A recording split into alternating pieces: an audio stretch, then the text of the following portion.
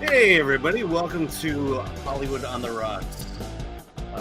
Doing our Film Threat live stream. I'm Alan Ng, editor-in-chief of Film Threat, and Chris is with us. He's on the road. He's heading out to some gathering out in Vegas, some cult thing, I think. That's how they're describing it. In the meantime, he will be joining us soon.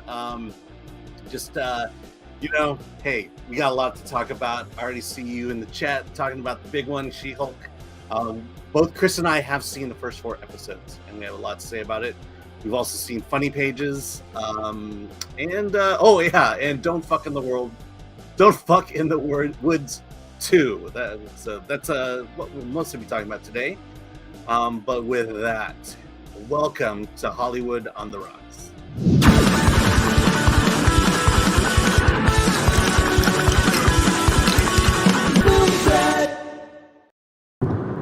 All right, hey, welcome, Chris. Hey, how's it going, man? Can I just say how much let me say how much I appreciate about Alan. No matter how many times he does the show, it's like he's never done the show. I like to keep it fresh. It's like feeding an Alzheimer's patient like hot chocolate. Every time they take a drink of hot chocolate, this is the first time I'm having hot chocolate. And with Alan, no matter how many times he does the show, it's always like the first time he's doing it, like he has no idea what the hell he's doing. And this is what's so endearing about Alan. Yeah, I like to keep it fresh. I don't like to keep it scripted. Yeah. Hey, let's talk about merch. Buy a shirt, go to shop.filmthreat.com. And Film Threat shirts, they cure nudity. And then, of course, contact us if you want to get a hold of us for whatever reason. You got a film to promote. You want to submit a film for review. Do that. And then also remember that watching Hollywood on the Rocks, take a shot whenever someone talks about movies. All right. So, Chris, you are on the road. Where are you headed off to? I'm headed off to the I'm going to the sorry, I had to set my phone down. I'm headed to the FNT meetup, Friday Night Tights. Going to be hanging with Gary Beekler from Nerdrotic, Ryan Cannell from RK Outpost. But I think Quarter Black Garrett's going to be there. I don't think Az is going to be there. But all your favorites from Friday Night Tights will be there. I believe Jeremy from Geeks and Gamers will be there. X-Ray Girl. Looks like it's going to be a lot of fun. I'm looking forward to it. I've met some of those people in person. I have not met others. So I'm really looking forward to it. And looking forward to them giving me shit for liking the first 4 episodes of She-Hulk. But we'll get into that later. Yeah. We'll talk about She-Hulk in a bit, momentarily. But just excited to go. And you're busy. Tonight you're going to be at the Frida Cinema, right? Yeah. Yeah. At the Frida Cinema, we have a special screening of Holding These Moments, which won the award for Best Music Documentary. And I will be there hosting it along with one of the producers and the director. And it's about the rock band Bane and their final tour. So it's a really good documentary. And then you're covering a film festival. Tell people about that. Yeah, and then if you are in the Bay Area, I will be in San Jose from tomorrow to Sunday covering CineQuest. And a lot of good stuff coming out of there. It's busy. I am booked for the next several hours, just trying to get packed, trying to get the house squared away, and get on my way to San Jose tomorrow. And then I'll be the man in the chair on Friday. Yeah. So are you staying overnight in Vegas, or are you? Yeah. Tonight we're just gonna crash at some. I don't know. I haven't even booked a hotel, but we'll crash somewhere, and then we're just heading back. I have too much work I have to do, unfortunately. Yeah. But I wanted to be there at least for the meetup. And you might see in the back, I've got boxes filled with some giveaways. If there are any Film Threat fans or anyone who knows who the hell I am at this FNT meetup, I have free stuff. So if you're going to the FNT meetup, please bother me, and I'll have free stuff in boxes as people head out. And just looking forward to seeing, the gang that, I wore on Friday nights. I've seen them on other shows. Tuesday night's main event, among others like Flashcast, and it's always good to meet in person. What's better than that? Break bread, but in my case, probably alcohol. Yep. So there you go. I've got a cooler here filled with drinks. But yeah, I just put in my AirPods just because I think I can hear you better, Alan. But wow, what a close call on that fire. That was nuts. Yeah, tell us about that. You sent me video, but yeah, it looks pretty insane. I mean, fire is something that we're accustomed to here in Southern California. I think you have one of the videos I sent to John. Maybe we can play that. That could have been the cause of the fire. But if he uploads it, maybe we can see that video just to see what might have happened that could have caused it. Flaccid Phoenix, is that uploaded yet? All right, there you go. Okay, we are on our way to Vegas. It's going to be so much fun. Cannot wait to get there and see everybody. Safe travels for us. Awesome. Okay, so that wasn't the exact video, but it was better special effects than She-Hulk. Let's just say that. I believe that happens in the first episode of She-Hulk as well. Exactly. Yeah, with the transference of blood. Anyways, but we've got a lot to talk about. Let's see who's in the chat. Yes. All right. Juan Biscuit, welcome. He's got a beer. Talk about movies. Let's see. Travis 101. Trav 101. I think I made Howdy Chat. Got it. John Manalang. Hey, welcome. Hail chat. Akanika, welcome. Oh, greetings, Trav. Okay, you're talking to each other. Ferd Turkison. Hail nerds. And hail back. Akanika, the audience is listening to HX. Let's see. Joshua M. Anderson, yo. John, you're back. Yes, the screen is on, Dolby. Let's see. Who else do we have here? Let's see. Cult Seaman. Hail all and happy Wednesday, Alan, and have a safe trip, Chris. Portland 182. Hey, Alan.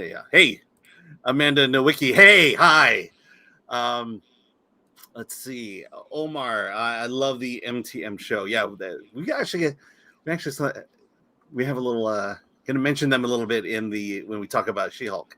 Let's see. Sad Nose Juan Eva. Okay, sad. Okay. Sexy Alan in the house. That's yes, I know. No one ever. I know. No one ever. Again, how long have I been doing this show? Alan, look.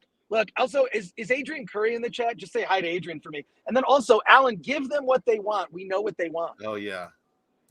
Okay, hold on.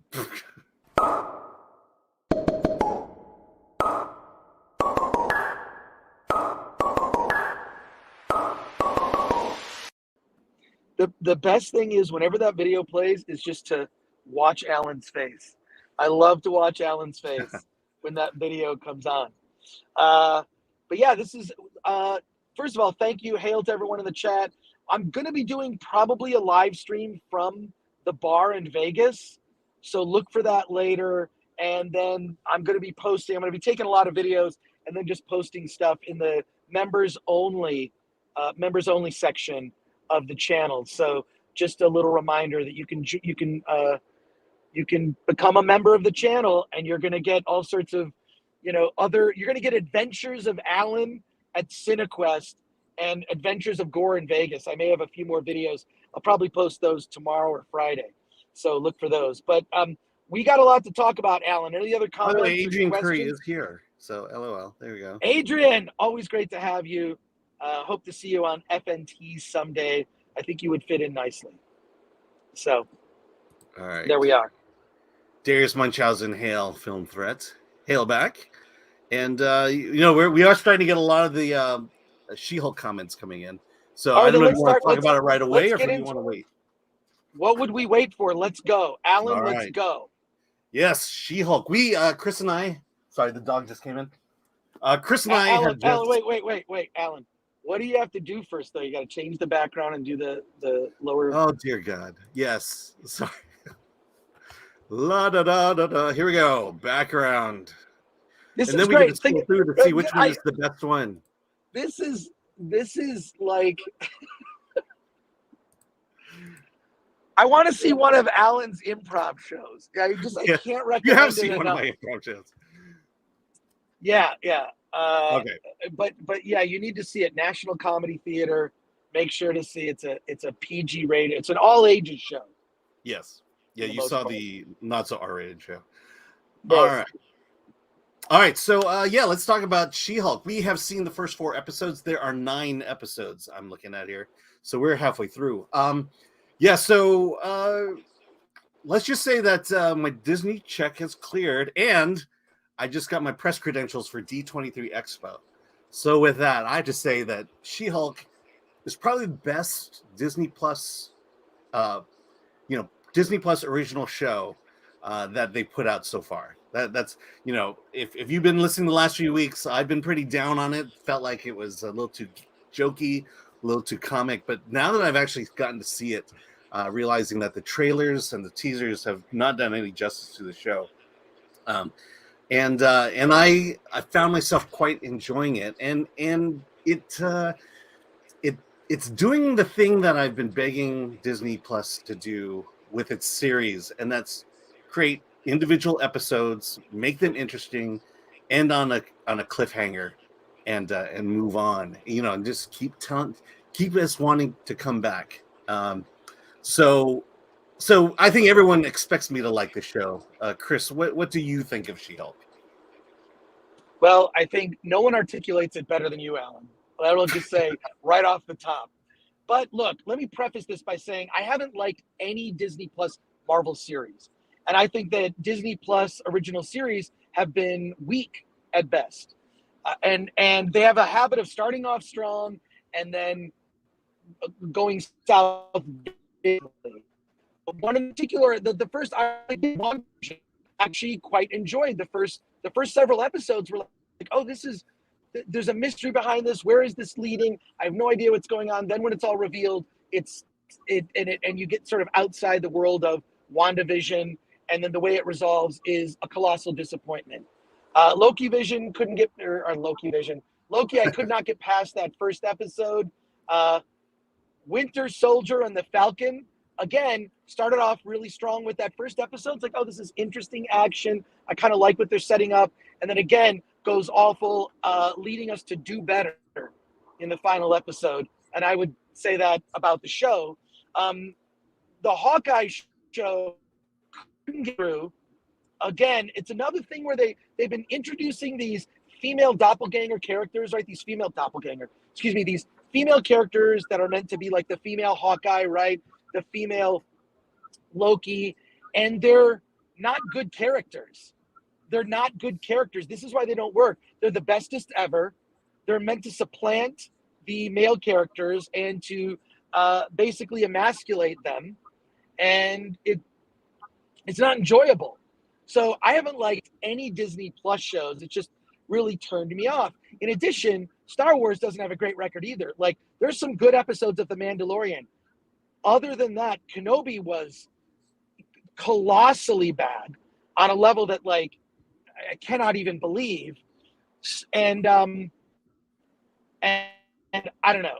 Andor, I'm hopeful it'll be something different. Feels a lot more like Rogue One. I'm trying to set this up by saying I haven't liked much of what they've done at all. She-Hulk is different. She-Hulk is different in the sense that they have finally created a female character that's likable.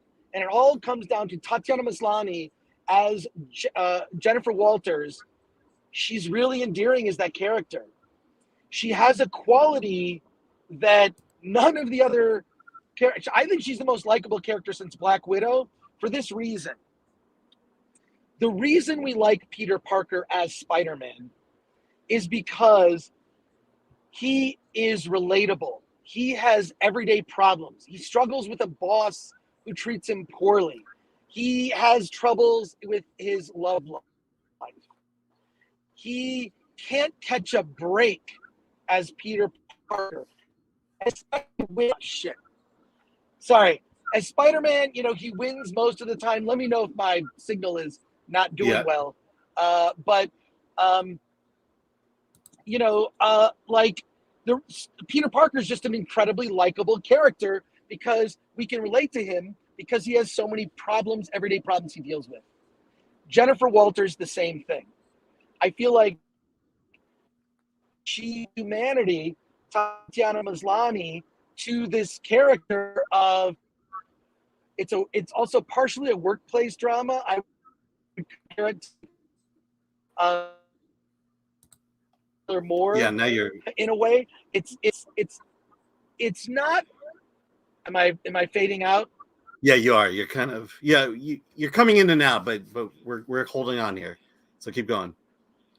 All right. I mean, look, I'll go into more detail on Friday, but she's an incredibly likable character.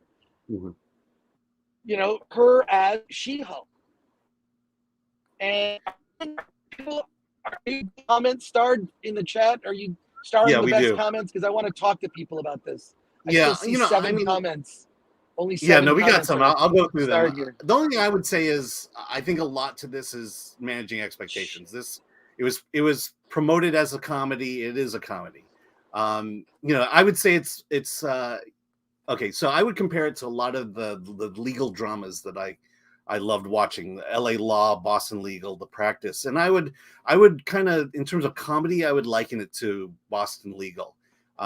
There are comedic moments. I think it's a much lighter tone, and that's what you get here. Also, you mentioned it, Tatiana Maslany. She's very likable. I think she does have the Jen Walters character down. I think it's interesting that she is so small compared to She-Hulk. But at the same time, I'll also say the CG really does suck in this show. It's awkward to watch sometimes, especially full body She-Hulk. I think it's episode 2 where she goes to work in a full business suit, and she looks like Mr. Fantastic. She just long, stretched out. It just looks funny, and it doesn't seem to be right. So I think you do have to kind of go with expectations, knowing that this is a lighter tone Marvel show, and it's going to lean on the funny side. And there are funny moments. I did find myself laughing out loud in every episode. Darius Munchausen sent us a $149 super sticker. Thank you very much. Holy hand grenades. Alan says best Marvel product since the last Marvel product. Yes, but I would say of the Disney Plus shows, the only ones I've really enjoyed was Stargirl. I did like WandaVision, and this one. Moon Knight kind of, I felt like the first few episodes were good, and then it just fell apart when the big reveal happened. All right, Ferd Turgeson. She-Hulk should have just been the new spokesperson for Jolly Green Giant. The Alex Zorba. Alan better have gotten a raise from Disney. They could get more ridiculous by the day. Yeah, like I said, I'm going to D23, so I'm pretty excited about that. VDR, she, her Hulk. Well, there is. I mean, one thing we talked about, Alan. Sorry, I killed my video. Just hopefully that'll help with the signal. But one of the things that I think that, like, the show, you could say the show is definitely feminist.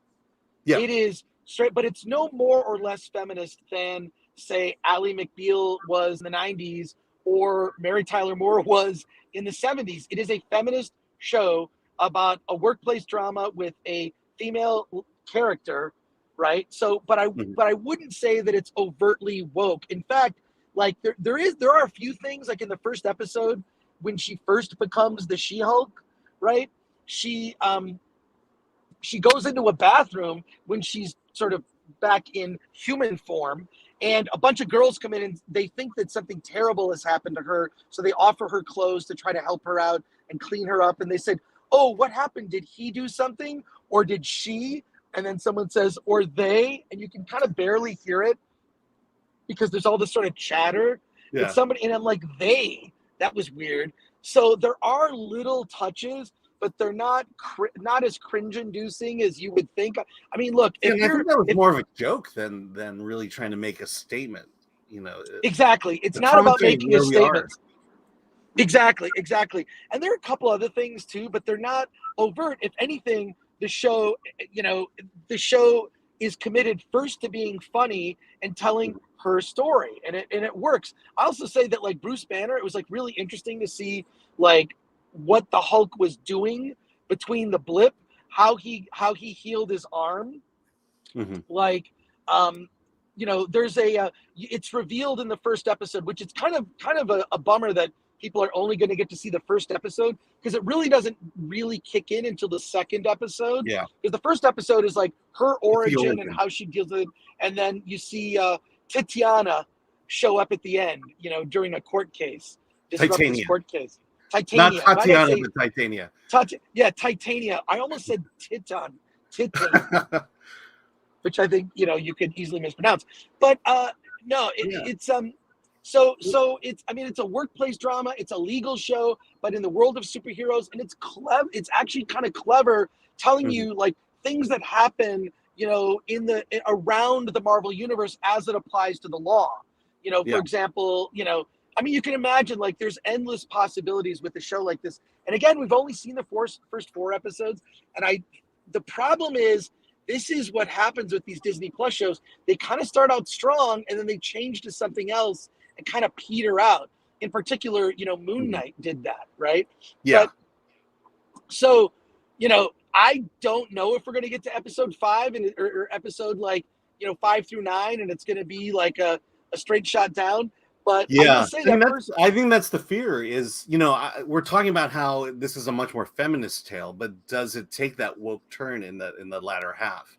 And, I want to hope it doesn't. I want to feel like the tone that they're going with so far keeps it in the right direction that I think it's going. But, Disney, they'll do it. Exactly. But look, I just I found the show endearing because of her as a character. She is relatable, unlike almost all the female characters they've introduced since Captain Marvel at Marvel have been really just unlikable. Not relatable, and not even like you. Captain Marvel is probably one of the worst characters in the Marvel Cinematic Universe. And a lot of that just has to do with the fact that Brie Larson is just, to me, not likable. And look, you may like her, and that's fine. That's fine. Yeah. She does not work for me. I mean, I think the problem is it when they present a female character, it's I'm a woman and I'm a victim, and my journey is for you to realize that I'm the victim, as opposed to where, at least in the first 4 episodes, there is growth in Jen. There is, she's. It's kind of interesting that this first episode, her dream in life was to become a lawyer. She identifies herself as a lawyer, but now she becomes a superhero and has to kind of, she gets basically marginalized, not because she's a woman, but now because she's a superhero. And it's a very interesting take on this idea as well. And then one of the things that I criticized the trailers for was this origin stuff, this idea of, I called it emasculated Hulk. And I think they handled it fairly well. I think instead of him being emasculated, it becomes now this family rivalry, and I think it gets pretty clear that Hulk is Hulk. Hulk is Hulk, and Hulk has his own set of baggage to work with. Well, let's be clear. There's the problem with, and I don't understand why Disney Marvel hasn't figured this out. The woke marketing is made for journalists. They're trying to appeal to journalists with the marketing of the show. So the marketing is deceptive. I'll give you a specific example. In the first episode, we've seen it in the trailer, right? You see the Hulk throws a boulder really far. And then She-Hulk throws a boulder even further. And then she turns around like, and then you don't see it in the show. Hulk actually grabs a bigger boulder, throws it so far, it goes into the distance and flames out. You don't even see, it just goes off into the atmosphere. And then she looks at him like, okay, you're stronger than me. It's made very clear that Hulk is stronger than She-Hulk in the show. In the marketing, they lead you to believe it's the opposite. So it's irritating that they think that the woke marketing is not even for audiences. It's for journalists to I don't know, it just that kind of annoys me because it's deceptive. There's a lot of things that I think in the marketing they made the show deceptive, and that kind of sucks because the actual show isn't like that. And I love that, like, the first episode is a lot about, you know, how Bruce Banner like became Professor Hulk, how he was able to, you know, fix himself during the blip, right, and sort of become one with the Hulk side of himself. And Tony Stark has this sort of island retreat that he built for him to be able to work all this stuff out. It's interesting, and he's documented it, and now passing this on to Jennifer Walters. It's like, hey, you're going to need some of this, and then she actually doesn't need it because she has a different. The whole thing is the blood kind of connects with her because they have similar DNA because they're family, right? So it's a different. They changed the origin up a little bit. It's not that, you know, in the original it's a blood transfusion. You know, in this, you know, Bruce's blood gets in her injury and infects her. So it's, you know, and I'm going to try to avoid spoilers, but it's just, you know, the problem is we've been so conditioned for these shows to suck badly that, like, we're like already like knee jerk, like, oh, that's, if you're looking for it, you're going to find stuff. But if you're just looking to enjoy a 25-minute, 30-minute show, a legal drama with superheroes, it's really fun. And Jen Walters is a likable character. I think she's the most likable female character that's been introduced into the MCU since Black Widow. So that's my take on it. The other thing is, people ask about breaking the third wall or the fourth wall.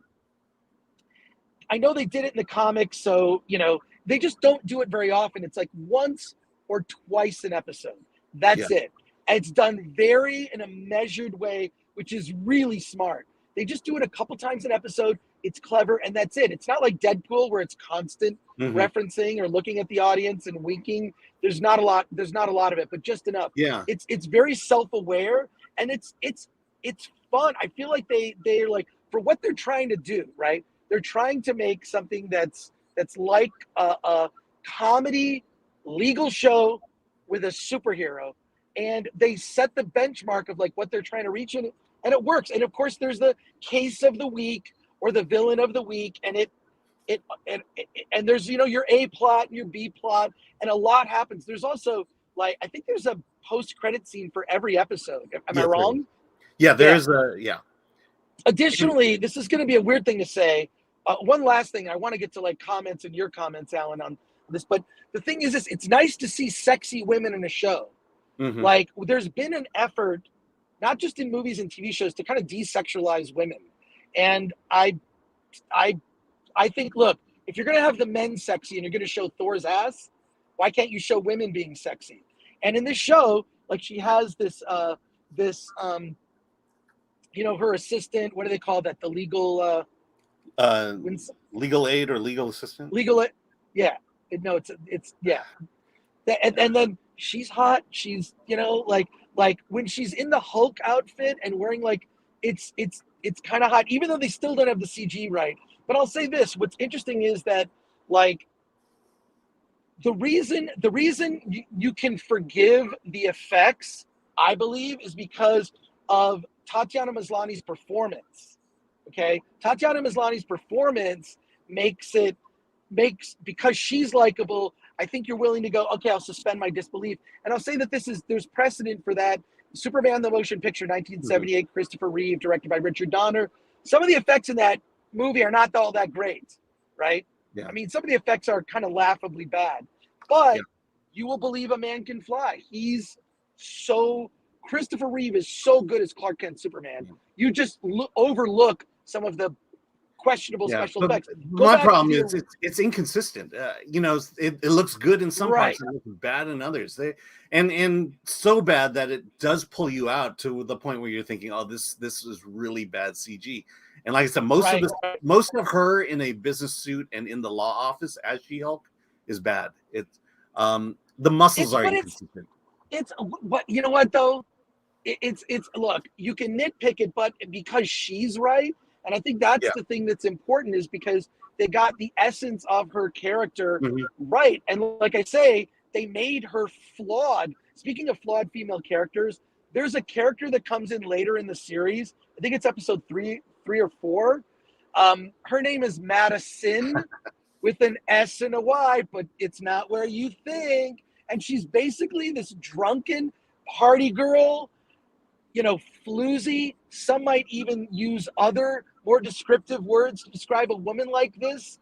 But the fact that women wrote this character, and she's not unlikable, she's likable, but she's kind of a slut. I'm not gonna there's no two ways around that. The way she's portrayed. Am I wrong though, Alan? Like, no, you're slut shaming right now. That's all I can say. I'm not slut shaming. I'm just saying, but she's likable, endearing. She gets involved with Wong, calling him Wong. And this is one of the best things about the show is her and Wong. Well, that's her and Wong somehow.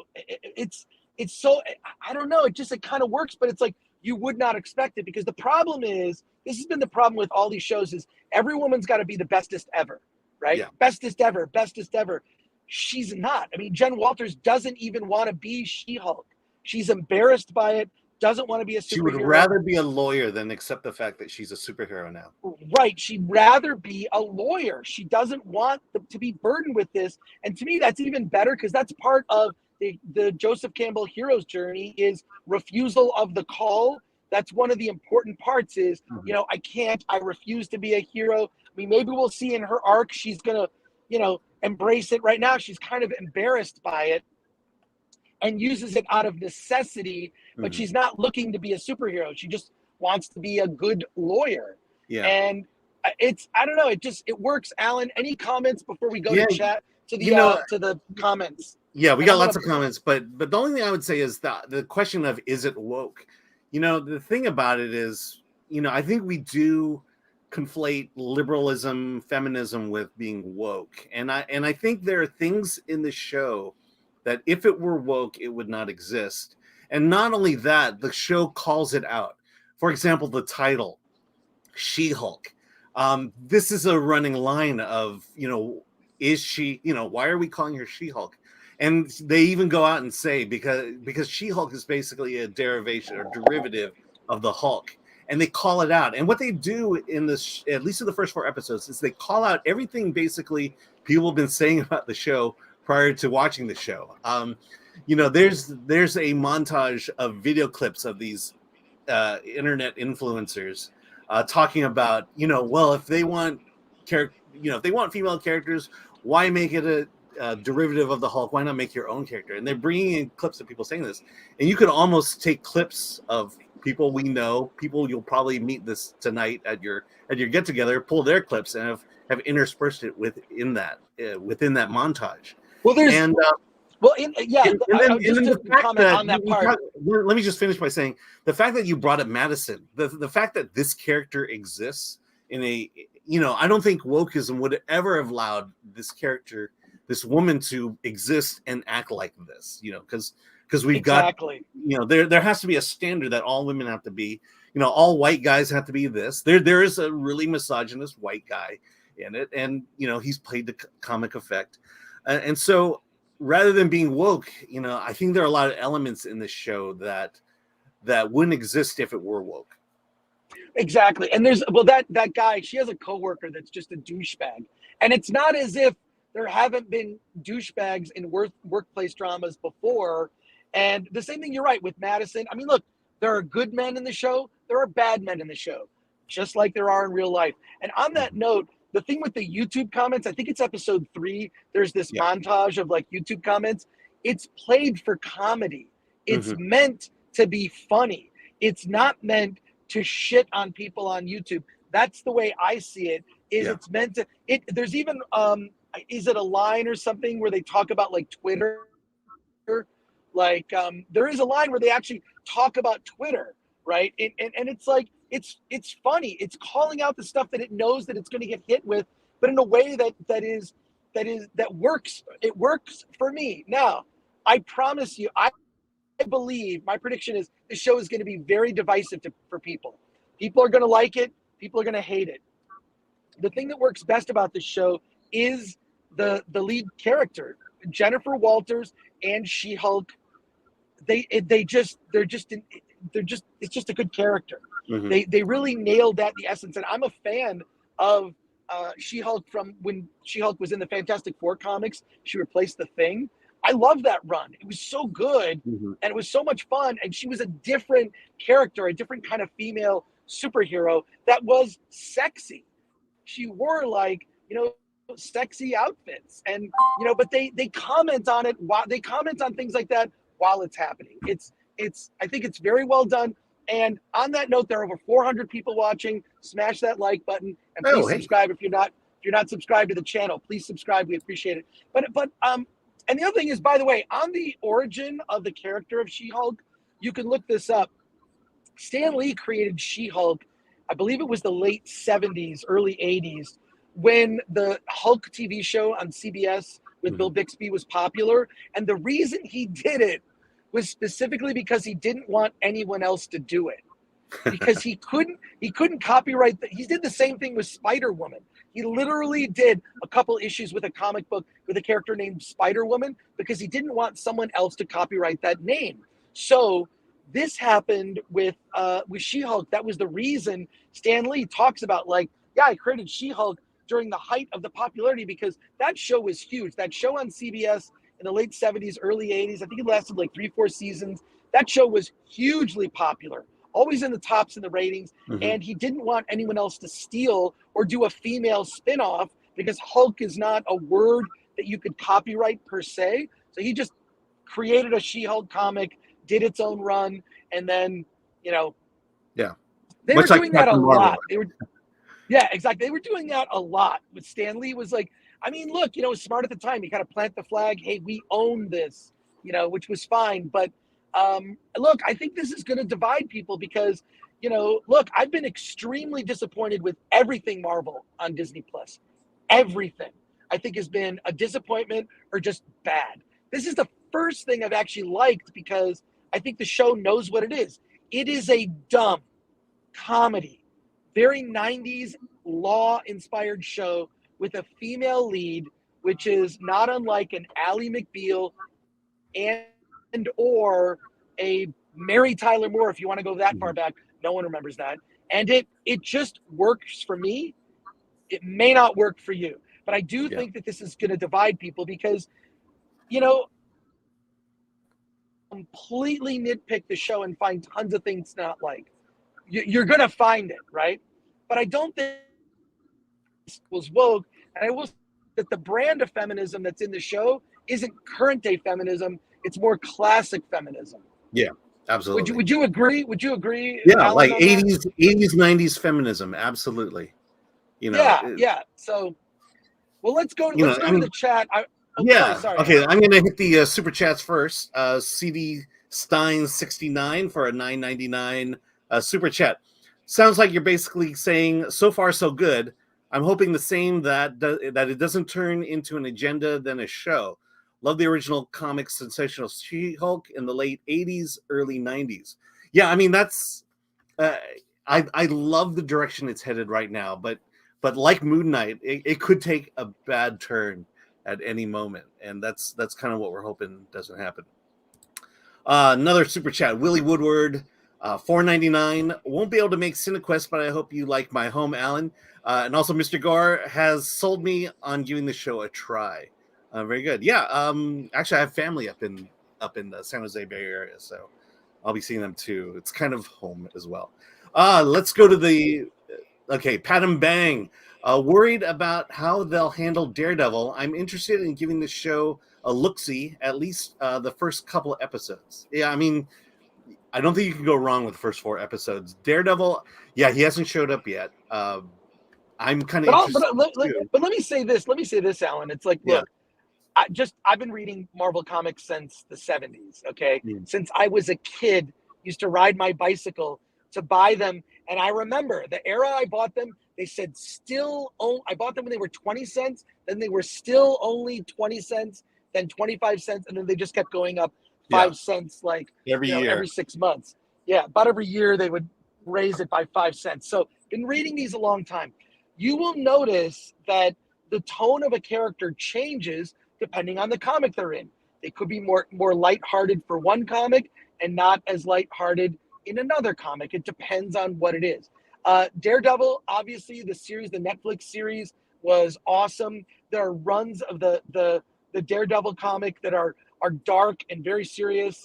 In particular, the Frank Miller run with Kingpin. What is the story Born Again? That run is just one of the best runs of Daredevil ever. I think they're going to use Matt Murdock Daredevil differently in this show. It's just going to be more lighthearted because the She-Hulk sets the tone. Daredevil, I don't think it's going to compromise Daredevil. Yeah. I don't think it's going to make him look stupid. I don't think they're going to I think he's going to. I think it's the show. I think it's No Way Home Daredevil. It's going to be No Way Home Daredevil, where he caught the brick, which was funny and in character. He kind of revealed he's got some senses that Spider-Man may find familiar. But I'm not worried about it too much. But I'm excited. The first episode, it's really interesting because in the first episode, which you'll see Thursday night / Friday morning. Yeah, I think it's actually tonight. Is it tonight? I think it's tonight, like midnight tonight. Yeah. Oh, midnight tonight. Oh, right. Yeah, wait. Yes, sorry. Yeah. Today, what's today? Today's Wednesday. It comes out Thursday, which means it's like, remember midnight screenings? Thursday night. Stupid. Yeah. Why do they do that? It's dumb. Anyways, so in any case, when people see it tonight, there's this whole discussion about if Steve Rogers is a virgin.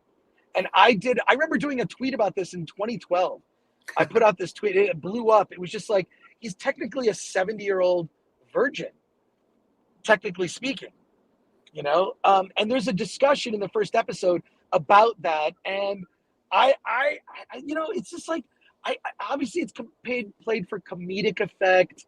She is bugging Bruce about her coworker, Steve Rogers, who Bruce knows. And she's kind of there's a little attraction. It's just nice to see, also, I don't think there are probably gay characters in the show that haven't been revealed yet, but there's nothing. Jen wants to find a guy. She wants to date a guy. She wants to, wants to just have something. She's not experimenting at all. She's not experimenting with, she's just, and it for me, it just really works. It really works. Anyways, I'd love to hear some more of the comments and questions. Yeah, let's pull some up here. And then I'm looking for, real quick, looking forward to people also taking your shit on us on Friday show when we go over it again. And you know what? It's fine. It's fine. Yeah. If you on Friday, let us know what you think. If you hated it Friday night, I'd love join us, please. Let us know. Join us Friday morning at 9 a.m. Yes, Amanda Nowicki. She-Hulk being the best Disney Plus show, is that the official line? I think you like Mandalorian probably better. I've not really watched that one, but I think so. I like Mandalorian. I like Mandalorian a little better. It's more serious, but episodes of Mandalorian. For me so far, I'm looking forward to future episodes, and I would rewatch the early ones as well so far. I wouldn't say that there's an official.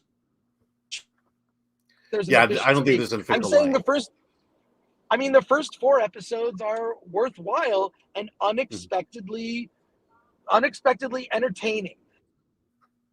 If there are 5 episodes to go, that could easily change. And we've seen it happen. We've seen it happen where shows start off really good and interesting, like WandaVision, and then just go nowhere, set up things that don't pay off, or just are just bad.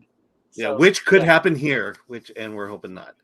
In terms of, I appreciate the fact that it's a well-constructed series. Each episode is built well. It builds a great foundation so far. I hate the fact that I have to keep qualifying this because they could screw it up. There's still time. But so far it looks great. And in terms of the Disney Plus originals, like I said, I think the only one that really surprised me out of the batch is Stargirl. And this one is certainly going to topple that one. Latinos not Polly. Hey, Gore, do better. Get a limo. Womp Biscuit, hated Moon Knight.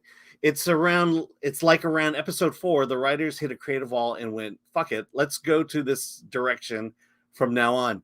Yeah, that was the problem, is they wanted to create a show about mental health, and it wanted to be a superhero show, wanted to be a show about mental health, and they just couldn't bring the two together, and it just fell apart, becoming, to me, it was once the hippo showed up.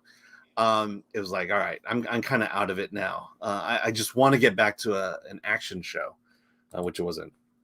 Adrian Curry, hey, I haven't subjected myself to Disney trash, abandoned Star Wars at Rogue One, and regret nothing. Yeah, I mean, that's the thing, is that's the thing about the streaming shows, is we used to be able to vote by Nielsen ratings, and we used to be able to vote by box office, by ticket sales. And I just don't know how streaming does it. And I feel like I don't think the big streaming companies understand or really have a pulse as to what people want. Amanda Nowicki, the She-Hulk actress is good. The script she was given is garbage, in my opinion. All right. Holy Hand Grenade, Chris's judgment is clouded by optimism. Yeah. I mean, look, I'm clearly paid by Disney. Well, I will say this. I don't know where Chris is coming I will from. say this. I will say this. I am optimistic. I want things to be good. I want a first of all, I can't believe I'm seeing a She-Hulk show that actually exists. So that's cool. But yeah, no, I'm optimistic. But I'm also the guy that I hated Kenobi. Hated, so I don't know what to say. This is the only Disney Plus Marvel show that I've actually enjoyed 4 episodes in, so what can I say? I don't know what to tell you. Yes, I'm optimistic. I mean, it's interesting because as critics, it's our job to basically see everything, to sit down, watch something, and we're more or less forced to watch it all the way through. And so that's a lot of time. We just saw Funny Pages the other day. That was 5 hours of my life to go see Funny Pages. And so I'm not looking forward to seeing something bad or wanting to invest that much time in my life to see something bad. And so I do want to give it a shot, and I do want to hope that it is good. And I think that's the difference from a critic versus an audience member, where you pay, you do have to invest your time. And so, and you're able to just shut it off and say, not for me, and then walk away from it. Not so much what we're able to do. All right, Zach McCarthy. Does her date survive the sex scene? Yeah, no, that's the thing that's funny. There is sex in this show. Yeah. I mean, there is sex. Like, she's trying to hook up. I think she's on an app called Matcher or something. Mm-hmm. And it's that plays out very funny. Like, the thing is this, a lot of the stuff that happens in the She-Hulk show are not much different from things we've seen in other shows that are similar to that genre. It's very like, much like the genre that it's trying to mimic, right? Mm-hmm. Like, it's a sitcom. It's a legal sitcom. Yeah. And so it works in that sense. Yeah, and also this is the 3rd episode, The Date, and it's structured well in the sense of what happens during the date and what happens at the end. And I really appreciate the payoff of this date, and will not spoil it. Yeah, right. The payoff is not what you think, and this speaks to character. Like, she is similar to Peter Parker in the sense that Peter Parker can't catch a break, and Jen Walters can't catch a break. And I think that's so different from every single other female character that we've seen introduced into the MCU. And so it's what makes the show endearing. So there you go. I think that's one of Jen's character arcs. The major character arc is the fact that people like She-Hulk better than Jen. And yeah, that's what's funny. Yeah, I mean, and that's a classic plot, especially. Yeah. All right, Tony G. You're not okay.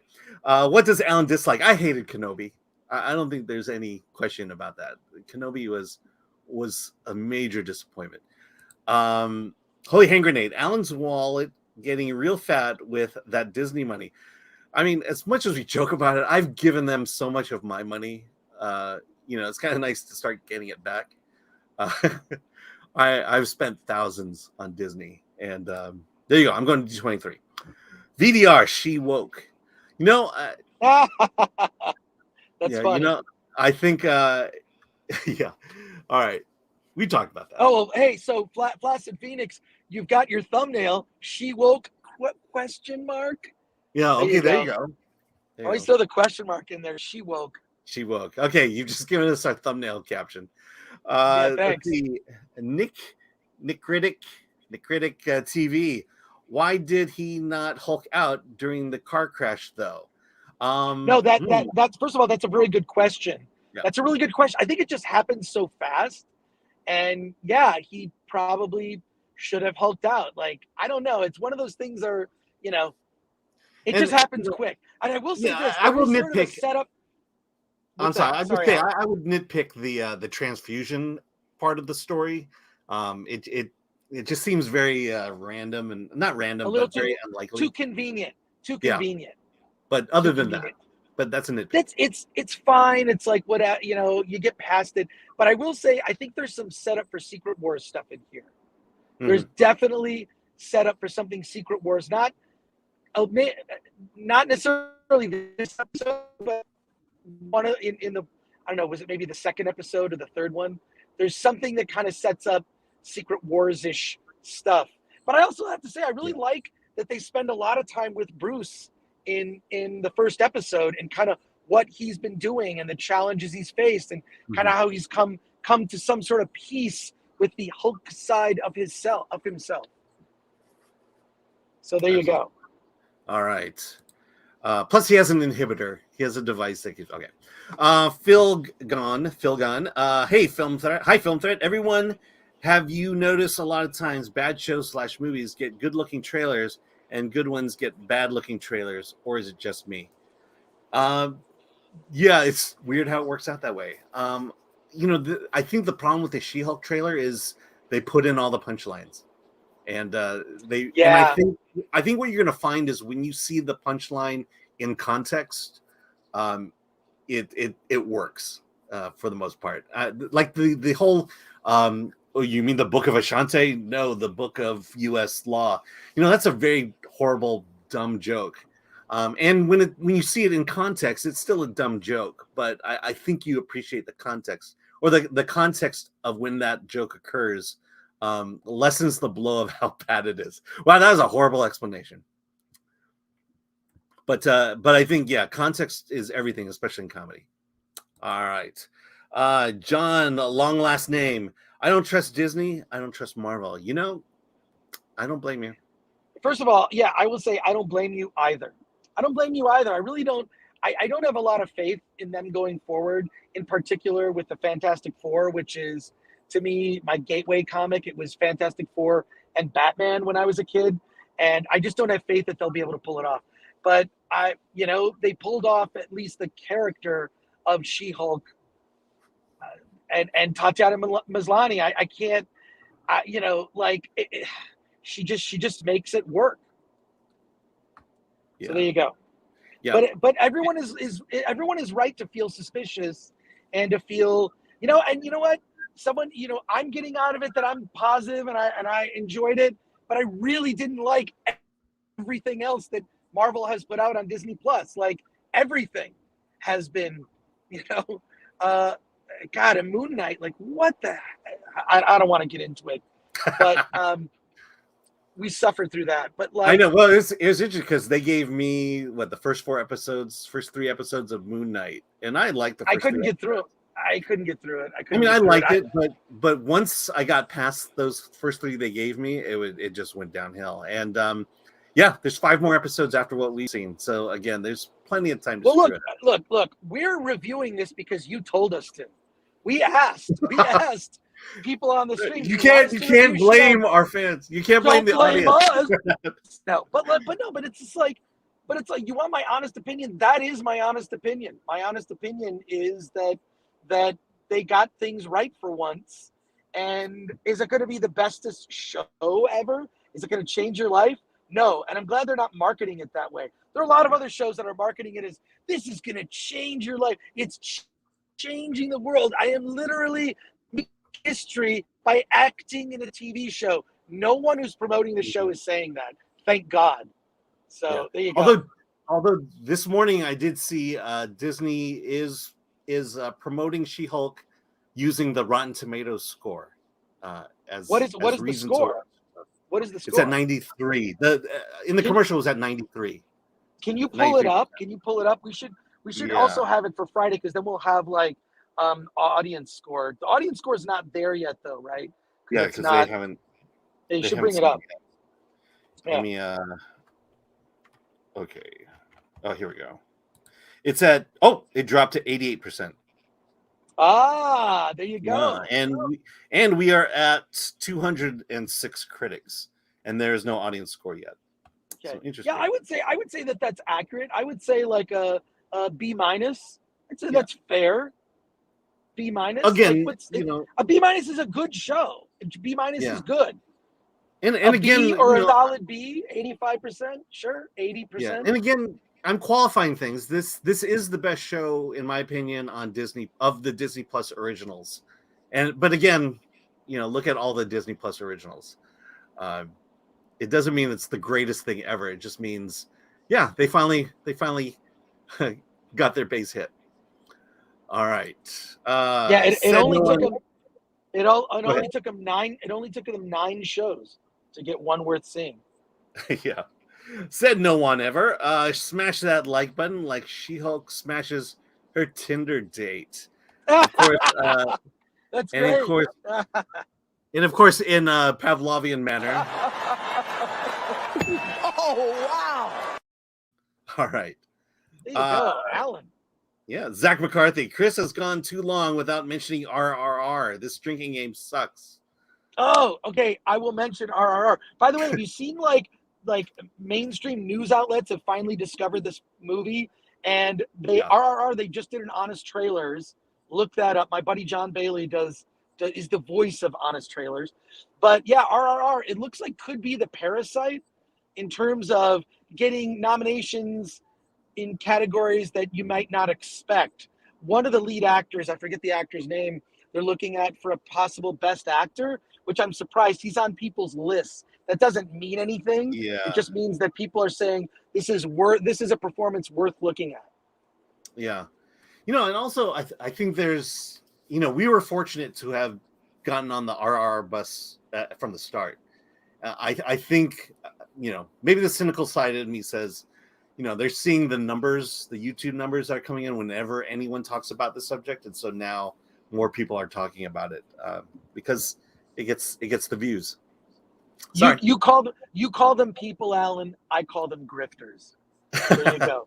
They're RRR grifters. Yes. That's what they are. Yeah. All right. Mr. Tickle Trunk is that $5? Is the disconnect between woke marketing stronger than She-Hulk with She-Hulk stronger than The Prey? How long do you think the two will see this disconnect continuing? Alan, so do you think woke marketing was stronger with this show than it was with Prey? I don't know. I just think that woke marketing never works. It repels audiences, and it's made to pander to journalists. That's what it's for. It's basically to give your show, movie, whatever. It's to inoculate it against criticism. Mm-hmm. That's what they do. Is literally they're trying to avoid. They're cutting these trailers to avoid criticism on social media. That's what they're doing, and they're cutting them that way, and it's completely unnecessary. And in many ways can turn off a percentage of the audience. There are some people in the audience that are never going to watch She-Hulk because they thought, well, that show looks like woke garbage. Yeah. And they're not wrong. They are not wrong to think that way. That is a perfectly valid conclusion to come to based on what they've shown, right? That is a perfectly valid thing. So, it just doesn't work. And they've got to coach these actors better. The woman, they got to coach these actors better when they do these press tours. That woman who plays Princess Diza is just it's just, to watch her is just so cringe. I feel bad for the other actors involved, because my understanding is she's not a lead character. She's a character in the show, but she's not a lead character, and she's just making a lot of it. It's just that her description of it, it's kind of getting just annoying. It's to the point of annoying. I don't know. Maybe that's just me. Am I wrong? Please let me know. Yeah. Okay. We'll move on. Let's see. Box type. Stargirl is not a Marvel character or a Disney show. Yeah, I'll qualify it. Stargirl was the first original work content for Disney Plus, and that's, I'm talking about the stuff made specifically for the streaming service. But it is light years better than everyone else. Bert, $5 super chat. Chris, thank you for doing the Alex Ross walkthrough at San Diego Comic-Con. Also, major thanks for pushing RRR. Finally saw it. Look forward to meeting you in Vegas. All right, so Chris. Oh, that's great. I will be there. I'm gonna get there. We're looking for a place to eat somewhere outside of town. It looks like our ETA is 4 p.m. So we'll get there about 4, and we're gonna look for a place to eat. And I gotta change clothes because I'm literally in like shorts and sandals and a t-shirt. Well, I bet you could get a cheap hotel room at Circus. Or a rest stop is the cheapest option. All right, CD Science 69 for $9.99. I'm with Chris. I always say I try to be cautiously optimistic when it comes to stuff, but sadly, I feel like I'm punched in the face with how bad the majority is. Yeah, I mean, that's, it is hard being it's hard doing this. All right. Plastic Phoenix. Oh, wait. Mm-hmm. Oh, sorry. I was going to say, and I just mentioned the word rest stop, and we're stopping at a rest stop. So I'll be back in a moment, Alan. The show is all yours. I'm going to mute myself, but I'll be back in probably, give me 5 minutes. Yeah. Okay, cool. Almost 200 likes. Hulk smash that like button. Oh, wow. Finish him. Oh, my jeans. Just to send you off as Chris goes to the restroom. Right. Let's keep going. Adrian Curry says MGM has very cheap rooms last I saw. Yeah, something weird going on. The Rio, now that the World Series of Poker has left the Rio, that's become it's been kind of abandoned. I think it's up for sale. Circus has gotten bad. I think the Sahara, these are just things I've heard, but Bally's I hear is kind of going downward, and then there's good old Excalibur and the Luxor. All right. A Maggot says my MGM room had a window view of a brick wall. I believe that. All right, let's Flaccid, if you could pull up some more comments here, that would be helpful. Let me see. Holy Hand Grenades. Chris said that he actually acknowledges Hulk is better than her. Yeah, you're again bad trailers. Bad trailers. Let's see. No, she's not. You have Black Widow and you have Jessica Jones that were way better than her. Yeah, I think Jessica Jones. I don't know why we're not talking about that show. That was a really good show, and it hit on all the issues. She had that character arc. She had that fatal flaw. I mean, it was perfect. I think in comparison to Jessica Jones, this is a much lighter show. Let's see. So we got that one. RMFX. Chris, don't tap your foot in the stall. Yeah, I gotta bring these up later. Stargirl is okay.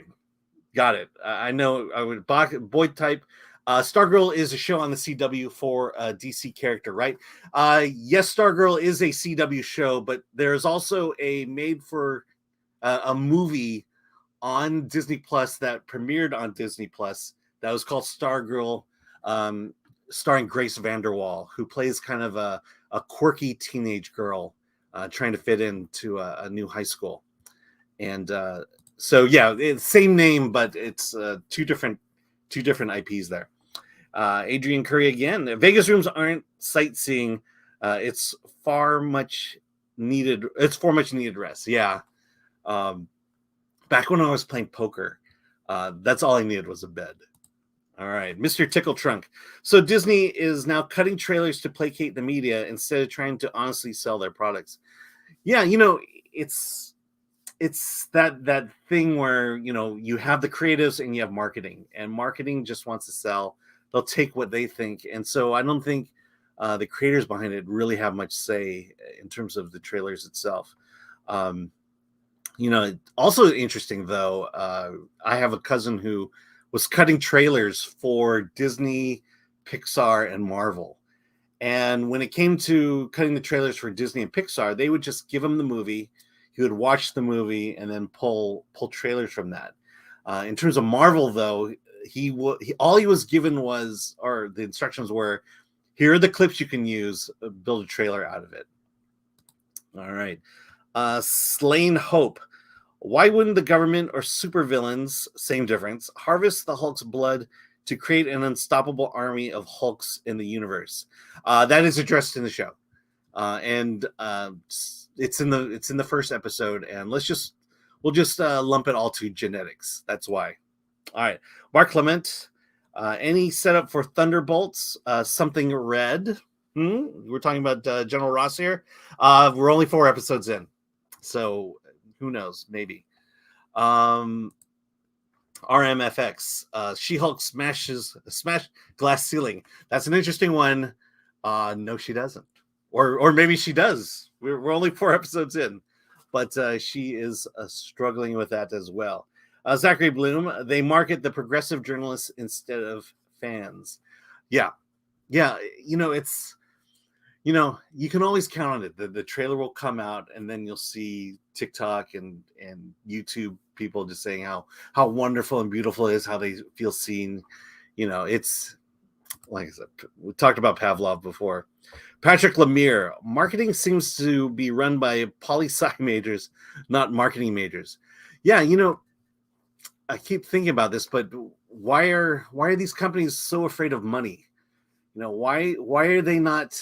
It used to be there was a need in the market, and we're going to produce a product that will fulfill that need.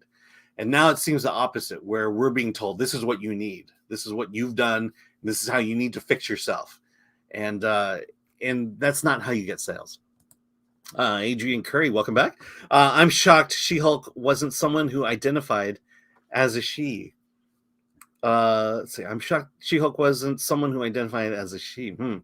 Yeah, I will say, she's feminine in this movie, in the show, and I don't know. This is me just kind of rattling off stuff on the top of my head, but I think it's a feminist show, and I think if you are a feminist and you are a woman, you're going to identify with what's going on here. Brian McCann. I would probably just cancel myself with that statement. Brian McCann, marketing needs to appeal to the audience, not critics or media. Audience reaction is all that matters. Absolutely. This is where your money comes from. There's this misunderstanding that Twitter is the world, that Twitter is the audience, and that whatever happens on Twitter or social media is what the world thinks, and it doesn't. Most people don't fall in line with that, and they're looking for things that are not, we keep saying it, are not woke, are not luxury. We just want to be entertained. We want something that just meets our base needs for entertainment, for joy, and so on. Brandon X. The woke movement is not about making money. It's about destroying properties and wasting money. 100%. Yeah, it's, I have a theory, but, I think a couple years ago when a certain election occurred, that's when money started coming to these social media outlets, to YouTube. I mean, how was YouTube able to pay creators so much?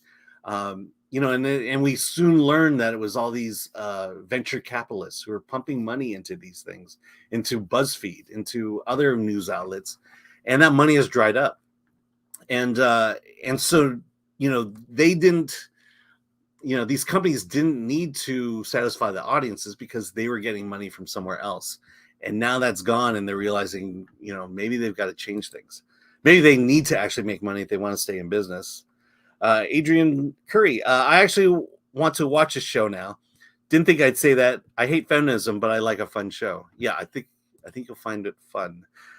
Boy Type. I just read the summary of Disney Stargirl. Seems like a Hallmark movie of the week. Yes, it's as much as I liked it, it is very much a teen girl Disney Channel show. No matter nothing Alan could ever say will get me to watch Stargirl. Nothing, Alan. Yeah, but you saw Where the Crawdads Sing, and you like that one. As much as I respect you as a critic, I will never Stargirl. All right. So A Maggot says, "Where's Chris? Alan is dying here." Yes, Alan was dying here. Are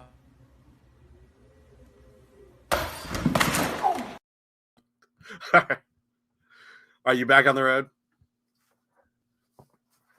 Yeah, we're back. We're back on the road, Alan. So I'm back.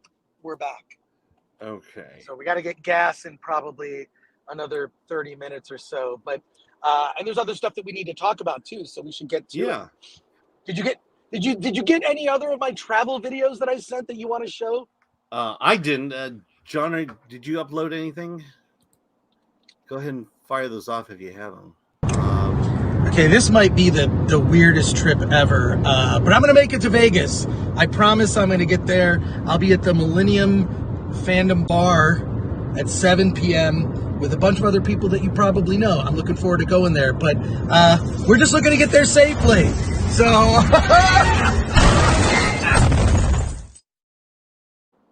guys, look, I am risking my life to make it to Vegas. So what can I say? Ironically, you're using an app that was designed by J.J. Abrams. That's true. The action movie app. I love that app. It's so stupid. Adam Iglesias based Alan. Yeah. I have fooled people with that app because they believe it for like a second. Like we're like, oh my God, I thought you got hurt. It's just like, oh, you augmented reality, cheap ass effects. So I mean, this whole based thing, I mean, I always felt like, I miss the days of just common sense. Where I think based and common sense are pretty much the same. Is that accurate? Yeah, I mean, that's the feeling I'm getting. I mean, there's I don't know why we can't move back to this idea of common sense, and why we've let it, just fall to the wayside. All right. Let's see. Amanda Noki, what game is Alan playing with? Yeah, that's Marvel's Avengers. I'm one of the very few people who actually play that game. And if you can tell, Black Widow, they just released the bikini skin for her. So she's going through the gauntlet in a bikini. And I have Hulk in a Speedo. So we'll probably get to that one soon. All right. Sorry, I'm bouncing around here. Sorry about that, Alan. Sorry about that. No problem. Well, we should look. We'll go into more. I think at this point we should probably go into more detail about She-Hulk on Friday when other people have seen it and can chime in with their opinions, because I want to hear what people that are on the stream. I want to hear what they think about She-Hulk. Feel free to mock Alan and I for our opinions. Maybe we're off base, but I want to hear what everyone else has to say, and we'll do that on Friday morning when you'll be at CineQuest and I'll be sitting in my studio. Right now, like we're close to Vegas. We're more than halfway there. So we're going to get there right around 4 p.m. I will say this, if you are a Film Threat fan and you see me at the meetup, I do have about 30 bags plus or so, 30 bags of gifts for people and some books to hand out. So basically I've got a lot of free stuff and I don't want to bring it back from Vegas. And if you see me at CineQuest, I'll have bumper stickers. If you see me at CineQuest, I'll have bumper stickers. Yeah, I have the better thing. So if you see Alan at CineQuest, I feel bad for you. I feel bad. All you're getting is a sticker. I'll buy some Skittles and we can share those as well. There you go. I have Film Threat pint glasses to give out that were left over from our award show. I've got a bunch of those. So I'm giving those away and stickers. So there you go. And then I've got of course, my best-selling children's book, Celebrities Poop. But only for those that bother me at the meetup. All And right. I know I'm like not. I'm going there. The big celebrities that are there are going to be Ryan Cannell, Nerdrotic, Quarter Black Garrett, all the big celebrities. I'm going as a fan. Is what I'm going. Mhm. That's what I'm going. A fan, and occasionally I appear on some of those shows. But there you go. So when they but ask you about She-Hulk, are you prepared for that? It's fine. I don't give a shit. Like my opinion, and also like I do happen to like a lot of weird stuff. I haven't liked a lot of Marvel stuff lately. I just think Phase 4 has been a disappointment, and the Disney Plus shows have been garbage. And some of them that are decent, like they start out good, then they just sort of shit the bed and they can't stick the landing. And WandaVision, probably the best example of that, of something that showed potential and then just failed. So we'll see. That's been the consistent thing. Even the shows that showed potential didn't really work. But I don't know. I like the character. There are going to be episodes I like better than others. The fourth episode I think was not probably my least favorite. But you can see like, oh, this has so much potential, and I think it'll get. It's a kind of show they don't even make a show like this anymore. It's like a throwback to a type of show they don't even make anymore. So I'm excited to hear other people's opinions, but I do think the audience is going to be split. I think there are going to be people that just hate it, and that's it. And then there'll be, maybe some optimists like myself, but we'll see. My optimism could go away pretty quickly. Yeah, I mean, I likened it to Boston Legal with William Shatner and James Spader. Yes, it had that kind of vibe, like workplace drama. Some people are jerks, some are not. You're rooting for some. That guy's a jerk or this person's a jerk, and yeah, absolutely. Okay, so let's move on. Do you want to talk about our horror film or our indie comedy? Yes, let's go. All right. No, we should talk about funny pages first. Okay, this is just an early react. All right. Yeah. So, Chris and I were actually ran into each other at a screening of Funny Pages, and why don't you explain it? Because I think you know more about what's going on in the story than I do. Here's what I like. I like Alan's Deer Caught in the Headlights reviews, which are I didn't know I was going to be talking. I love it. It just makes me laugh every time. Well, I mean, this one. Let's talk about Funny Pages. So this is the funny thing is when the movie ended, the first thing you said, this is such a great movie. And I'm sitting there going, oh, I can't break his heart right now. And I go, oh, okay, so good. rather than break your heart at that moment, I saved it for the live stream. Oh, I love that. First of all, this film reminds me of people that I know. It's a film about an artist who aspires to write alternative comics, humorous comics in the style of Peter Baggy, who did Neat Stuff, or just that whole genre of humorous comics that are kind of dark, very overtly sexual and weird. This kid, he's looking to go to college, and his parents are trying to push him to do that. He wants to drop out of college, get some garbage job, live somewhere where he can just draw his funny, weird comics. He has like a best friend who also draws comics. He on occasion works part-time at a comic shop. He works part-time for someone who works in the law office where he does court drawings. And it's one of those like part coming of age, part character study movies. And he meets a guy who's through this lawyer who's in the midst of a lawsuit that used to work at Image Comics as a color separator. Not even like that's sort of like, yeah, like it's not even the biggest. You're not the letter, you're the color separator at Image Comics on some comics.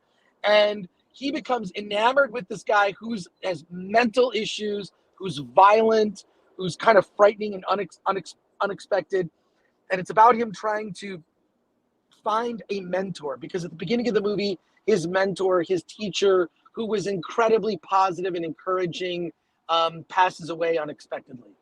It's hysterical. It's cringe comedy. It's awkward.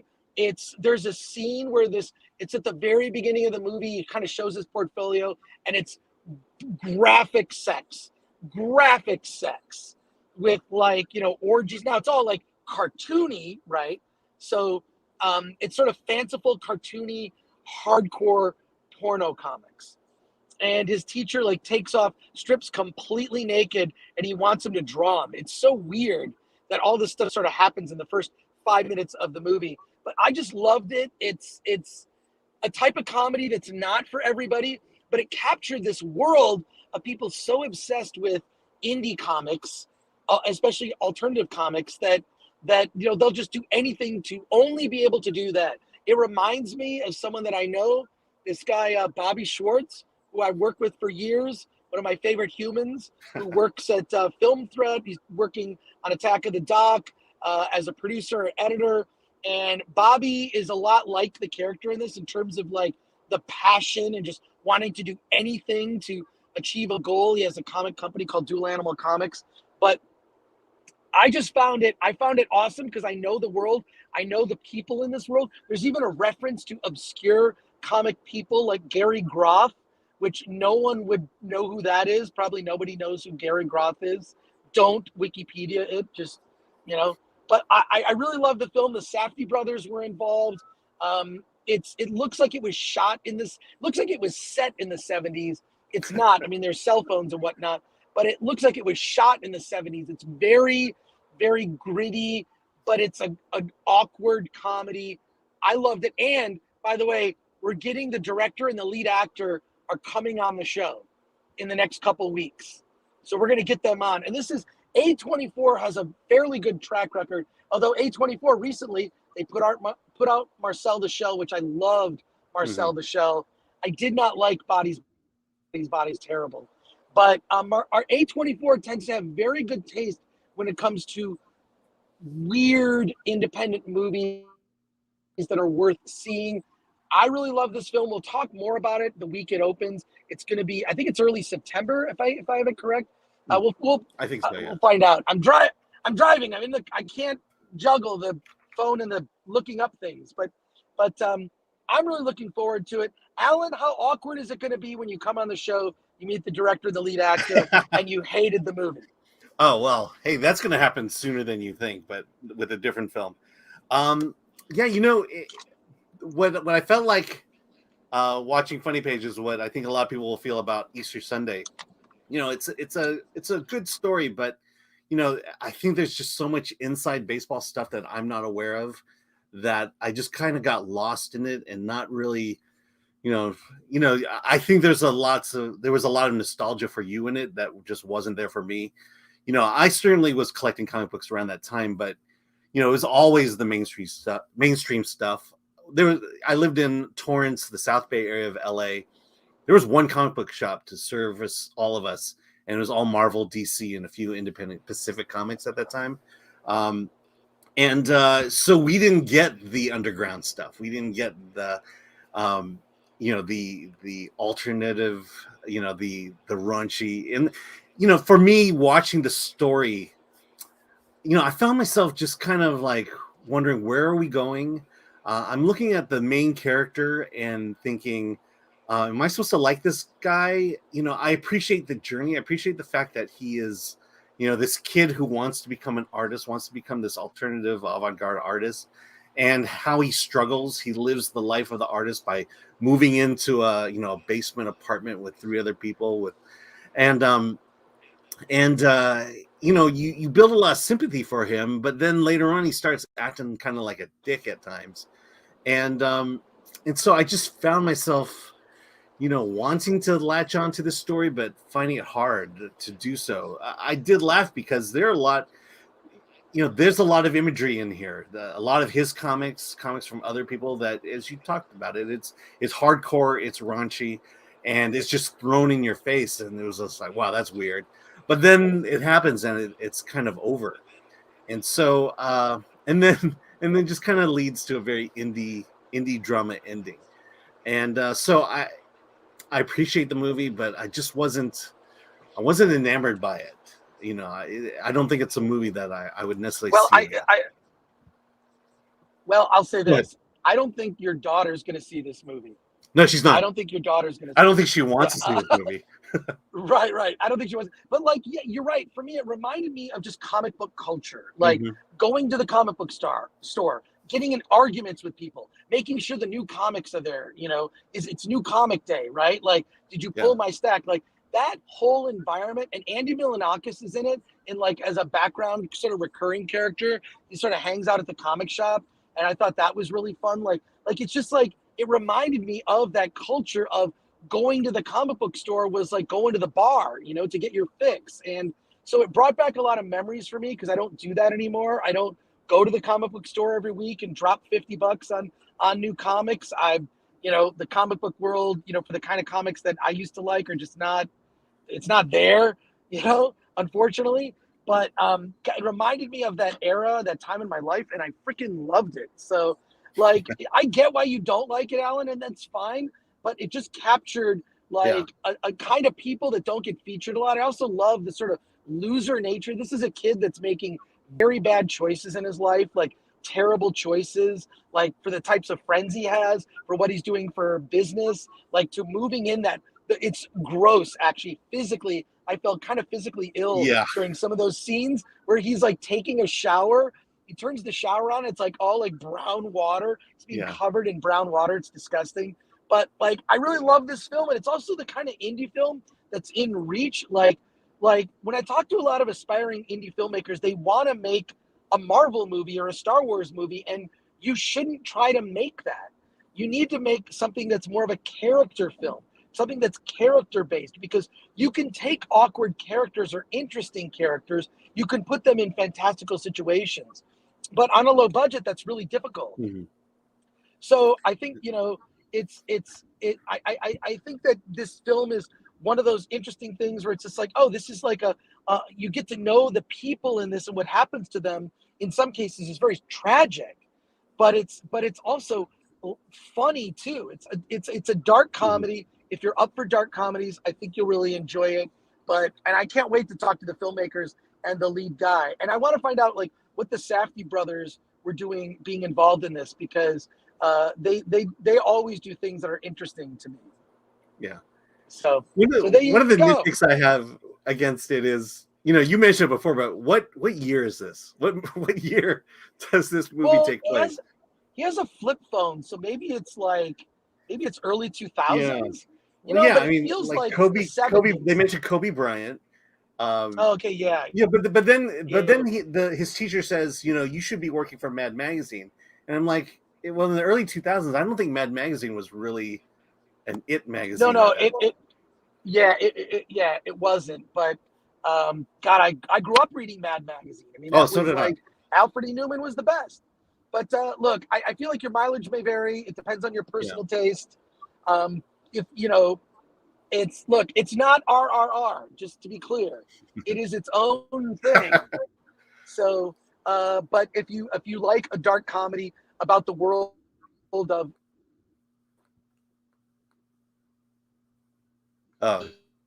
you're gonna love this. So okay, you dropped out for a moment there. Oh, sorry, Alan. Sorry. Yeah. Sorry. Can you repeat just the last thing you said? Oh yeah, I said if you like, a movie about like the world of underground comics, like a Robert Crumb, I think you really enjoy it. And there you go. We should probably go to some comments and then talk about our movie, the last film, and then probably wrap it up because because I'm going through some bad snaky areas. I know once you get to state line, it gets pretty difficult, or before state line. Once you pass Zizix. Zach McCarthy, if we get enough super chats, can Alan and Chris do a film threat live in Toronto? Yeah, I'm having passport issues. I'll just say that. That's I mean, unfortunately we're not going to be covering Toronto live. We'll be covering the movies playing Toronto, but we're not going to be covering it from Toronto. There are some other film festivals coming up that we will be at, and Alan is at Cinequest this weekend. So if you're in the Bay Area, San Jose, Alan, you could let people know a place you're going to be or something if people want to meet up. But Alan is going to be at Cinequest. I'll be in Vegas very briefly, unfortunately. Yeah. And we will both be at the Newport Beach Film Festival as well. In October. If you want to look forward to it. If you want to plan ahead. Amanda Nowicki, my first job was working at a comic book shop. Funny Pages sounds like a movie I should watch. Yeah. Oh, yeah, no, Amanda, watch the trailer. Watch the trailer for Funny Pages. We showed it at San Diego Comic-Con. People loved it. If you've worked at a comic book shop, you know all the people in this movie, like the types of characters that you meet. So I really can't wait for you to see it, Amanda. Yeah. I love the couple that ran my comic book shop. They were very quirky people, and they just loved the business. All right. Yeah, no one who runs a comic shop or works at one plans to be a millionaire. You know, they just don't. Like, you work there because you love comic books. Yeah. Well, the tip off for me was the quality of locations every time they moved, and how worse the quality of that store became over time. Right. All right. Solomon Thornton, I'm sold. You know, want biscuit. I'll give Funny Pages a shot. Yes, absolutely. Holy Hand Grenade, cool, but is there real boobs on screen? I've mentioned this before. In 2022, I believe we have seen more penises than boobs in our movies. Yeah, no, I mentioned that also. Like, I've seen more penis this year, and I urinate several times a day at the movies. But yeah, no, it's look, you'll see boobs, but not how you think. Yeah. So, but you will see the other thing, and exactly how you think. Yeah, we'll see. You'll see. All right. Holy Hand Grenade. Funny Pages already sounds exponentially better than She-Hulk. I'm having much more fun with She-Hulk than I did with Funny Pages. Fair enough. All right. Flaccid, you got any more comments? Let me see. Dark Shadow Logan. I like Chris Gore's opinions on stuff. He is honest and down to earth with his thoughts on shows and movies. You got a little ego stroke there. Well, first of all, I appreciate that. And we will never line up 100%. There's going to be a show that I like that you hate. There's going to be something that you hate that I love. Like, it's just, we focus on diversity at Film Threat, diversity of thought and diversity of opinion, and I welcome that. So, I really appreciate the comment, and if you don't like it, that's fine. No one is gonna line up 100% unless it's my clone. So there you go. Yeah. All right. RMFX. Next season, she tries to cope with her powers through Asian medicine. It's called She-Hulk. Yeah, I would watch that. I would absolutely watch that. There you go. Let's see. Adrian Curry. As a straight woman, I have no desire to see penis. Boobs are fine. I'm not offended. I've always wondered that. It's great. like, thanks, Adrian. You do get the sense that maybe penis is not as attractive as boobs. I don't know. I'm just guessing. All right. One Biscuit. If I was to recommend a background video game for Alan to play in the background, it would be Leisure Suit Larry. It would go well with this film review. Yeah, is that still around? I remember, I think I played one of them, but I remember the series, and I remember the taboo nature of that game.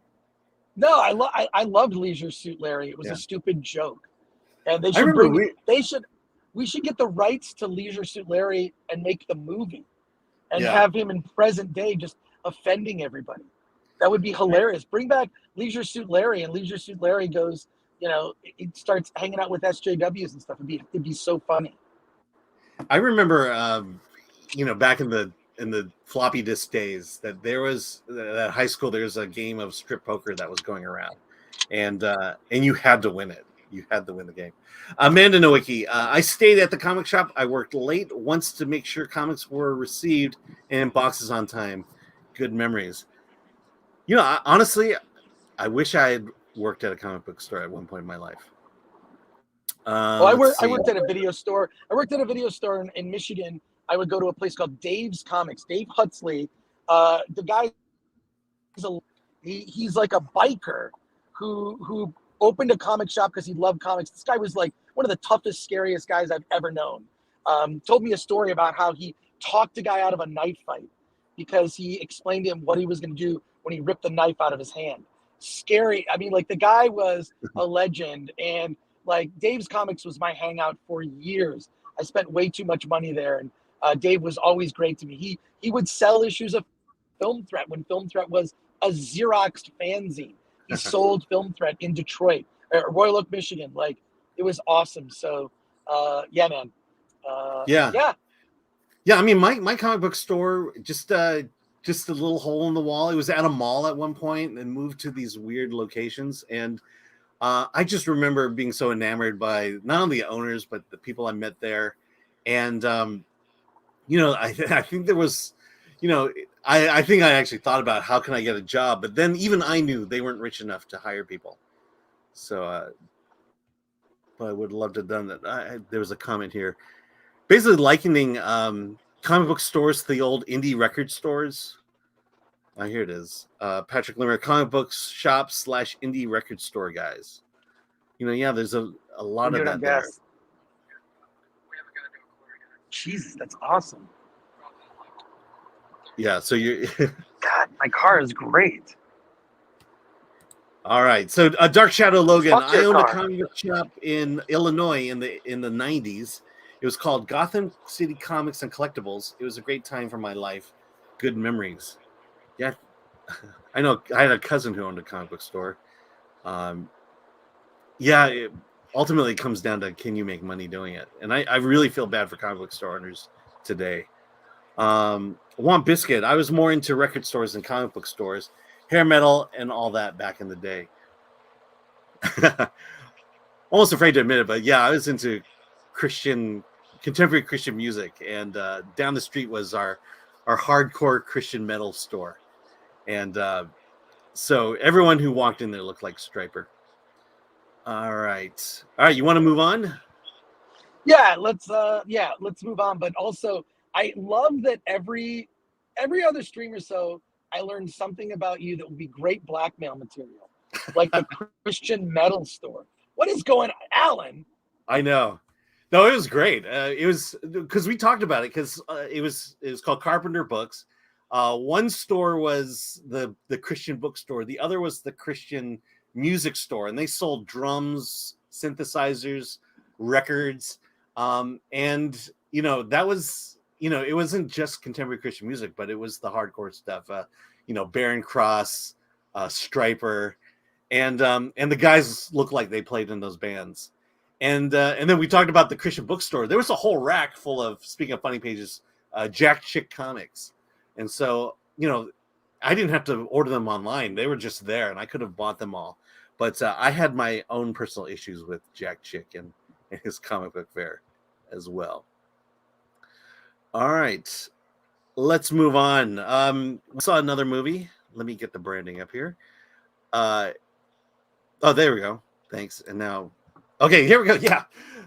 Believe it or not, Don't Fuck in the Woods 2 is coming out, and we had a chance to see it, and it made me wonder, how in the hell did we miss Don't Fuck in the Woods 1?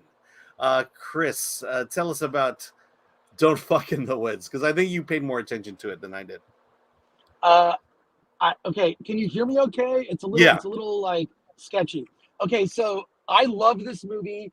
It's an exploitation movie that is your typical like camp setting where something terrible happens and people are being killed in the woods. Of course, they're always getting killed at an inconvenient time, usually when they're having sex. Almost everybody in this movie gets naked, or at least I can report that every woman in this movie gets naked, and not every woman in this movie maybe you necessarily want to see naked, but it is what it is. The guys are naked too, but it's a throwback to a kind of movie they don't make anymore. I mean, we were talking about how like the teen sex comedy is effectively a dead genre, and this brings it back. It's over the top. It's ridiculous. The blood factor is just out of control when people are killed, and the creatures in it that kind of inhabit you, I would describe as hose monsters. They basically go up your butt and possess you, and you become like a killer, seeking blood, and it's ridiculous, over the top. It's definitely trauma inspired. I can't believe that there was a first one, and there is like a post credit scene. It's teased. There's definitely going to be a third one. I mean, it's one of those like. Look, in the pantheon of cinema history, there have been great movie titles. The greatest title of all time is, of course, The Texas Chainsaw Massacre. Now, this is not as good as that, but Don't Fuck in the Woods 2 might be in the top 10 weirdest titles of movies. It's also one of those movies that, Alan, you and I talk about. We get a lot of movies at Film Thread, and you look at it and you go like, how did this movie even get made? How did this movie get made at all? And it just I know how did. this movie got made. Yeah. But look, it could have been like the effects are not the greatest, like the actors are not the greatest, but it's so committed.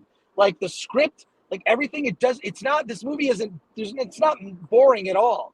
Like it blaze, like once the body count starts, it just goes for it. So Yeah. I think you dropped out. Yeah, gory, like just gory, like over the top, like fountains. Yeah, sorry, Alan. You should you talk are breaking while up. I'm in a sketchy area. Yeah, sorry about that. Go ahead. Yeah, how did this get made? It's easy. I mean, we've said it before. Anyone can make a movie now. You've got your cell phones. You got the equipment is cheap. Editing, all that stuff. So it's easy. I think the real question is, how did they get all their friends to appear in the movie naked? And that to me is the greatest feat here. And and were there intimacy coordinators? That's what I want to know. It knows what it wants to be, and it just goes for it. We want to have a sex horror movie, and we're gonna make one. And it used to be don't go out alone. Well, here they go out in pairs, and they all have sex, and they all pay for it at the end. And it just, to me, that's that's the reason I love indie films, is because story may not be the greatest, the production values may not be the greatest, but you do get that sense of, this is why we're making this movie, this is our passion, this is our story, and they tell it and they go for it and they make no apologies for it, which I think is the most important thing. Just own it and do it. And I'm glad there's a second one, and I can't wait for the third. You still there? Yeah, I'm still there, but I'm going through a real sketchy area, Alan. So yeah, can you hear me? Yeah. You sound fine right now.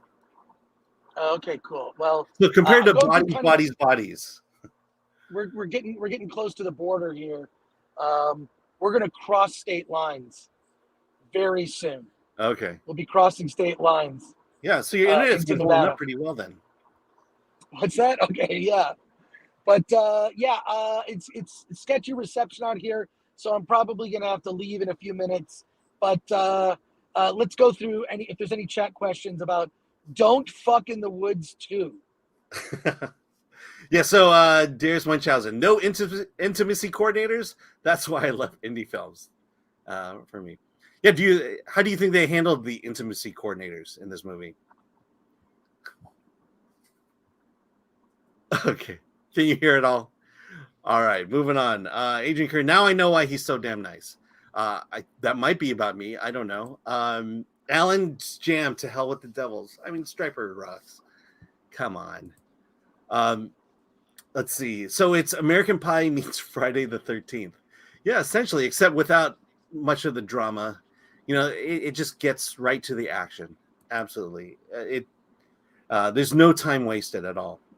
One Biscuit. I can't believe there was a first one. Is precisely what we'll say when Bodies 2 comes out in about 3 years. Portland 182. The first one has 2.8 out of 10 on the IMDb scale. Can you blame him? Really? Amanda Nowicki. Sounds like a better slasher film than They Them. Yeah. Adrian Curry. How are you making me want to watch this dumbass? How are you making me want to watch this dumbass thing? Chris, are you there? Okay. Yeah, weirdly, I don't know why. State Line, you would think there'd be better internet, but again, there's only 2 shopping malls there and 2 hotels and a roller coaster. Want Biscuit. There's a tagline for this: "Don't come alone." Is that what it says? It should be. By the way, Don't Fuck in the Woods is coming out in I have the date here, October 11th. On digital. What is this? Oh, I like. So the headline is on digital October 11th. I believe it's October 11th because that would be for Halloween. CD Stein 69 for $4.99. I guess I worked at the Nerd Trifecta, local comic store, movie store, and record store. Absolutely. There you go. Want Biscuit. The new sequel should be Don't Fart in the Subway, but keep the asterisk for art. That way, the F word is always in the mystery of the sequel. Yeah, there you go. Good marketing advice there. And Patrick Lemire, when Chris drops out, I'm afraid it's off the road. Yeah, he's probably gotten into an accident, much like the Hulk. All right, so there we go. I think we'll wrap it up here. It's almost 3:00. Yeah, hey, thanks for joining us for Hollywood on the Rocks. Be sure to visit us at filmthreat.com. We have reviews going each and every day. Chris is back. Hey, I'm back. Sorry about that. Are you by State Farm, the state line right now? Wait, could you repeat the first part of your question? I didn't get it. What? Are you by State Farm right now? I am. We're getting near the state line, so yeah, definitely not going to be great internet here. So, yeah, but I want to thank everybody in the chat, Adrian Curry, all of our members. Thank you so much. I want to thank everybody. I'll be at the FNT meetup at the Millennium Fandom Bar. Look it up. It's just outside of Vegas area. I've never been, and I can't wait. And if you're a Film Threat fan or whatever, I've got free stuff. I got free stuff, and looking forward to just meeting people and hanging out and probably doing some drinking. I know I'm going to be bad. Bad. And while you're there, be sure to tell people about RRR and how good. Yeah, I have tried to scream about it. Look, some people, Paulie from Latino Slant, other people have seen the film. Lorena Creole has seen it. It's you're going to be hearing more and more about that movie. I think it's really fantastic. So, and I'm looking forward to talking more about She-Hulk on Friday when other people have seen it, because it premieres tonight, which will be a lot of fun. They're talking about getting everybody to watch She-Hulk in the bar with the FNT crew, which I think would be a lot of fun. Yeah, but it has no shot now. It will not survive the night. I will guarantee you that. Yeah, we'll see. We'll see. I hope we're on the stripper doing something fun. But hey, want to thank everybody. Great show. We'll be back Friday morning, 9 a.m. Pacific time, talking about. I think we're going to talk about the movie Beast. We're going to talk more about She-Hulk. We're going to talk about Dragon Ball Superhero with special guest. Yellow Flash 2 is going to be here. So Yellow Flash 2 will be schooling us. And then I do think we have a couple special guests. We were going to have one today, but they had to cancel at the last minute. So we try to bring in special guest filmmakers. So a packed show on Friday. Hopefully I won't be have too bad of a hangover on Friday morning from Vegas. But Alan, I'm going to bail. You can wrap up the show and maybe get through the last few super chats. But I can see that it's not going to be good for us going forward. So and also shout out to Flaccid Phoenix. Thank you so much. Subscribe to Flaccid Phoenix's channel, and we're bringing on a new producer. I'm gonna we'll be talking about him on future shows, but just say I think he's doing a good job. So check out Flaccid Phoenix's channel if you like locker room talk about geek nerd content. That's right. Talking about how hot She-Hulk is. Well, maybe I have no idea. I'm curious what Flaccid Phoenix thinks of She-Hulk. Maybe Flaccid Phoenix has to come on as a guest on Friday, along with Yellow Flash. We'll make it we'll make it like wrestling, like a rumble. Let's go. Yeah, might be 2-on-2. You never know. Yeah, I mean, you mentioned. I think the first episode, it's the origin, so it's not necessarily indicative of what the rest of the show will be like. But I think stick with it, definitely. Cool. All right. Take care, everybody. Thank you. Smash that like button, subscribe, and all that stuff. And appreciate everyone who chatted, all the super chats. and Yeah. members only content coming on the channel, both from Alan this weekend at CineQuest and myself for how much it depends on how I'll survive Vegas. I have a couple practical jokes I'm going to play on people that I'm super excited to play. I cannot wait to play these practical jokes. Don't say anything. There's sort of two major practical jokes I'm going to play. We'll see. I got to get some people to it. So, all right. Hey, take care and All right. chat with you soon. All right. All right. Peace We'll see you. out from Vegas. How do I turn this thing off? Yeah. So if you're going to be in Vegas, go ahead. Meet Chris. Let him know you watch the stream. Sean Zamir for $1.99. You never wrap up. Yes, I never wrap up because, gosh, Chris does it so much better than me. And Adam Iglesias and Alan's nipples.